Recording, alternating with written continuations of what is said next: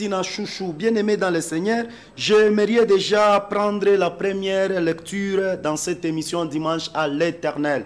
Nous sommes en train, bien-aimés dans le Seigneur, de parler sur la mise en pratique de la parole de Dieu nous fait entrer dans une vie de bénédiction. La mise en pratique de la parole de Dieu nous fait entrer dans une vie de bénédiction. Kuweka mutendo sauti ya Mungu kukunatuingisha mu maisha ya baraka. Kuweka mutendo sauti ya Mungu kuko natuingisha mu maisha ya baraka. C'est ça le thème que nous allons exploiter ce matin. Mais vu que la semaine antérieure, j'avais exploité le livre de Exode chapitre 12. Mais aujourd'hui, j'aimerais commencer d'abord par Genèse chapitre 12. Et par là, je vais prendre le texte de base qui est dans Exode chapitre 12. Bien-aimés dans le Seigneur, nous lisons d'abord Genèse chapitre 12. Je commence par les premiers versets. La Bible nous dit ceci. J'ai la version Sainte Bible, non, la version Semeur de la Sainte Bible. Hein? C'est ça ma version. Version Semeur, la Sainte Bible. Vous qui avez différentes versions, Tob, Louis II, Nouvelle-Jérusalem, veuillez aussi lire ensemble avec nous. Genèse chapitre 12, le verset 1, la Bible dit ceci. L'Éternel dit à Abraham, vois, quitte ton pays, ta famille et la maison de ton père pour te rendre dans le pays que je t'indiquerai. Je ferai de toi l'ancêtre d'une grande nation. Je te bénirai, je ferai de toi un homme important et tu deviendras une source de bénédiction pour d'autres. Je bénirai ceux qui te béniront et je maudirai ceux qui te maudiront. Tous les peuples de la terre seront bénis à travers toi. Ok. Là, vous venez de comprendre les Écritures, comment la Bible est en train de nous parler sur l'obéissance d'Abraham vis-à-vis de Dieu. La mise en pratique de la parole de Dieu nous fait entrer dans une vie de bénédiction. Pourquoi ce thème?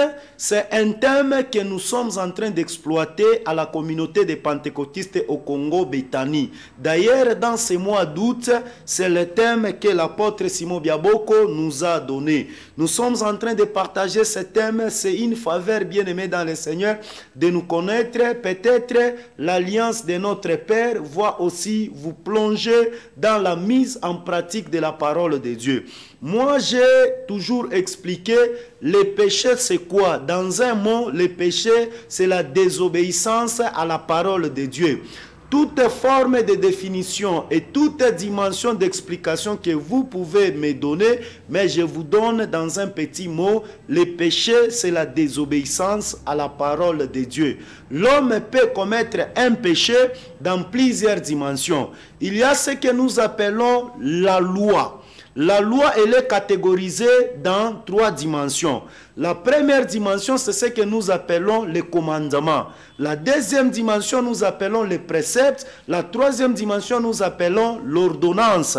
Hein? C'est-à-dire la première dimension, les commandements. La deuxième dimension, les préceptes. Et la troisième dimension, l'ordonnance.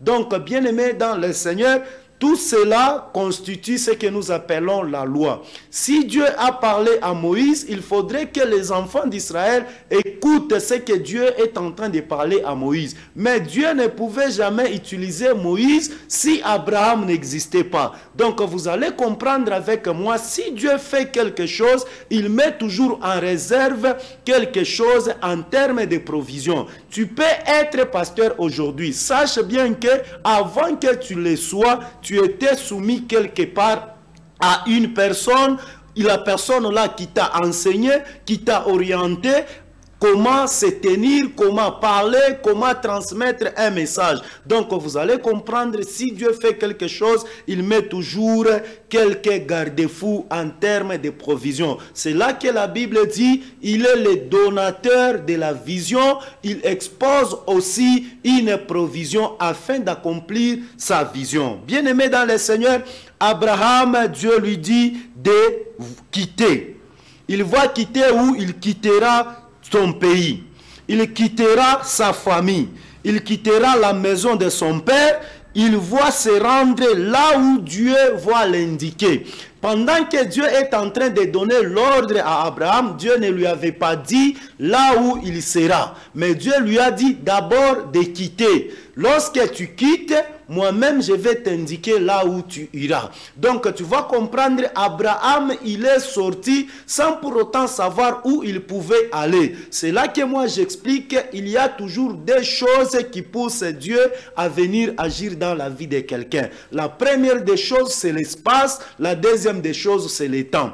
L'espace et le temps, ce sont les deux aspects prophétiques qui poussent Dieu à faire entrer quelqu'un dans sa destinée. La mise en pratique de la parole de Dieu nous fait entrer dans une vie de bénédiction. C'est ça le thème que nous continuerons, bien aimés, à partager avec vous. Continuez toujours à nous écrire. Je vois le frère Patrick à partir de Kikula. En tout cas, frère Patrick, nous sommes de cœur avec toi. Nous continuons, bien aimés, dans le Seigneur. La mise en pratique de la parole de Dieu nous fait entrer dans une vie de bénédiction. Est-ce que nous pouvons d'abord respirer avec le frère Dona Mwanza? Suivez cette chanson et moi je vais revenir pour continuer. Bien aimé, ce que nous vous disons, la mise en pratique de la parole de Dieu nous fait entrer dans une vie de bénédiction. Bantu ba mingi banakosa kubarikiwa parce que abana obéissant kwa bile Mungu eko na bonesha. Bantu ba mingi beko mulaana leo parce que abana batifu ata mukiloko kubile Mungu eko na konesha. Baraka yako inadependre na dimension ya utifu wako mbele ya Mungu, apana mbele ya Bantu.